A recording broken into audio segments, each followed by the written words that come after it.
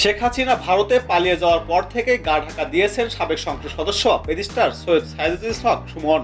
কোথাও তিনি নেই। ফেসবুক, হোয়াটসঅ্যাপ, মোবাইল ফোনে তার সঙ্গে যোগাযোগের চেষ্টা করেও পাওয়া যায়নি। ব্যারিস্টার সুমনের এক ঘনিষ্ঠজন এসব কথা জানান। তিনি বলেন, সর্বশেষ 5ই আগস্ট সকালে ব্যারিস্টার সুমনের সঙ্গে কথা হয়। তিনি ছাত্র আন্দোলনে কোন দিকে যাচ্ছে সে ব্যাপারে কথা বলেছিলেন। কিন্তু শেখ হাসিনা দেশ ছাড়া যাওয়ার খবর ছড়িয়ে যাওয়ার পর থেকে তার মোবাইল ফোন বন্ধ পাওয়া গেছে, ফেসবুকও পাওয়া যাচ্ছে না।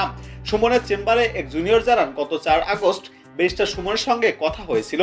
তারপর আজ পর্যন্ত বারবার চেষ্টা করে তার সঙ্গে যোগাযোগ করতে পারেনি। তিনি কোথায় আছেন সেটিও জানতে পারেনি। উল্লেখ্য, কোটা আন্দোলনের বিপক্ষে অবস্থান নিয়ে ব্যাপক সমালোচনার মুখে পড়েন ব্যারিস্টার সুমন। সর্বশেষ তিনি বলেছিলেন, এই আন্দোলন বিএনপি জামাতের দখলে।